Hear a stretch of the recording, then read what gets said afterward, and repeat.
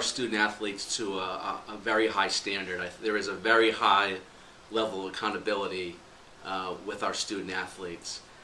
From everything from the academics, the expectation of them having, going to class unless it's an excused absence for a competition, going to study hall. Our student athletes are fortunate enough to receive specialized academic support, specialized sports medicine treatment, specialized strength and conditioning, and as a result of these accommodations that we make for our student athletes, we do hold them to a high standard. The way our students conduct themselves in the classroom, on the court, in the community, they are represented as a Loyola University of Maryland, and we expect them, we have the saying, the logo is always on, which means that no matter what you're doing, you're representing your school, the athletic department, and your team. So I think as student athletes, we do have perks. We like priority scheduling, we have academic advising and all that, yes, but there is also a lot of hard work that goes into being an athlete. The time that it takes to be in your sport, even in the off season, we're still working out. Like, we're here over the summer, we're here during our Christmas break, during Easter break, during spring break, things like that. So it's definitely a lot of work.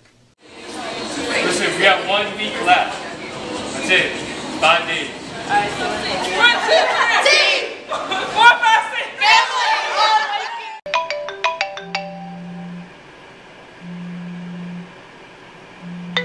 Let's get it in. Let's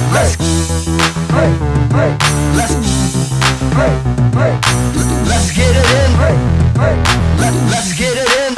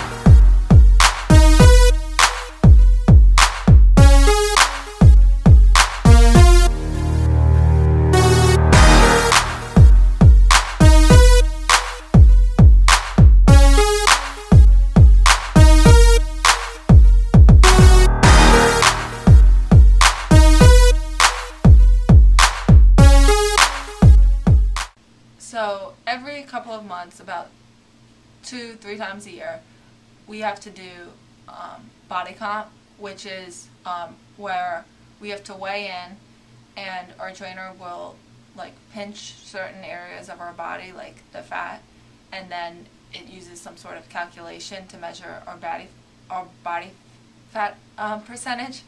And so whenever we find out we're doing this, the whole team freaks out and gets kind of nervous and tries to eat as healthy as possible, just because it's really nerve-wracking, because no one wants to see a high body fat percentage. Our trainer does this just to make sure that we're eating right and we're gaining muscle and not fat. It's definitely a challenge to figure out time management. Basketball is a very demanding sport, as are the other sports that we have here. It's hard to go, this semester we have 7:30 practices, so it's going to be hard to get up in the morning and go to practice for 2-3 hours and then go straight to class, and you still have to get all your work done. We definitely expect our players to train on their own during preseason, during the season, and in postseason. I'm sure you've heard, Division I athletes, it's a full-time job. It's every day, whether you're demanded to be somewhere or not. The standard at the Division I level it's the best, and in order to keep up with the competition, is you have to train every single day, maybe 6 days a week. This is in the off season, so even when our girls are at home, our strength and conditioning coach goes through a workout program that they're going to do at their home court, their home gym, even if we're not there to monitor. On paper it might seem as if these student athletes have the 12 to 3 slot, but it actually extends further than that. So these student athletes, if there's a 12 to 3 practice, well, they're getting to the training room at 11 because you have to get treatment. You got to get your ankles taped, and you got to make sure that you're ready to go at that 12 o'clock time.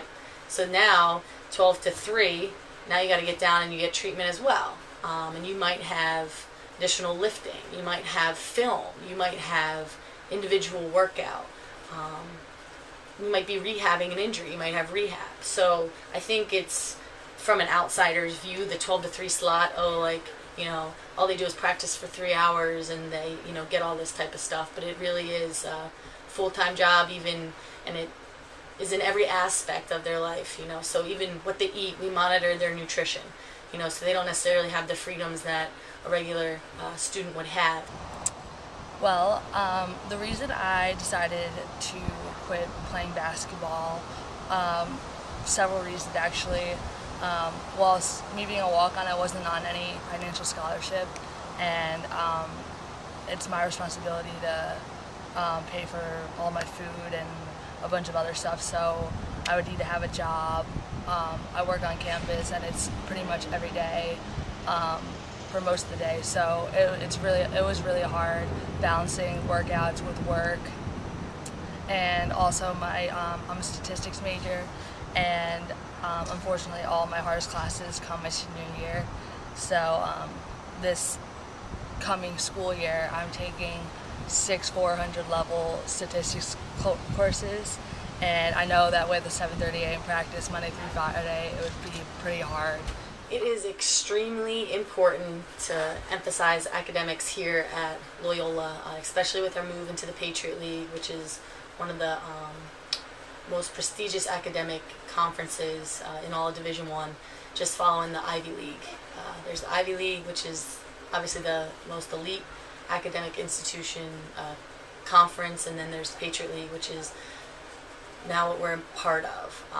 In terms of our emphasis on academics, we as a staff, Coach Logan, big thing is scheduling, and we do a really good job of giving our players the freedom to choose whatever classes and whatever majors they want first, and then we plan our basketball activities and our basketball schedule around that. For example, we have some bio majors who have labs all day. Okay, well that means that day we're either practicing late at night or we're getting up really early in the morning to get our practice in, as opposed to some schools, you get there and the coach is like, okay, well we're practicing 12 to 3 every day, and you need to kind of plan your classes and your major accordingly, which we don't see the sense in that, because at the end of the 4 years, your degree here is gonna take you a lot further than your 4 years of basketball playing experience. And I'm not gonna lie, during the season, when we get into January and February and get into conference play, yes, I sometimes will maybe put more emphasis on practice, or my mind will be more focused on basketball. But it usually takes one warning letter or one call that says someone missed a class for me to get refocused and continue to focus on academics. I think our team overall is very academically focused. I do believe that student athletes are more scrutinized than regular students for the fact that they'll be wearing their gear around campus a lot, and that's a little bit different than most students who probably just roll out of bed, can shower, do themselves up right, and then walk to class. A lot of times our student athletes are coming right from practice. Our coach usually tries to give us about 15 minutes after practice to get to class and cool down and get not sweaty, but on a typical day we would barely have 10 minutes after practice to run to class, and we usually get there a little sweaty and smelly. But the NCAA has various rules for different parts of the season. So in the summer we just gained what is called summer access. So we can work out with our players 2 hours on the basketball court with the ball, and then they can do 6 hours of training, strength and conditioning in the weight room or on the track. So it's 8 hours out of season and then 20 hours in season. So we've been here since about mid-July, and it can be a lot because you have classes twice a week along with workouts at least every day. And meanwhile, all my friends are at the beach getting all tan in the summer, but I'm here working out.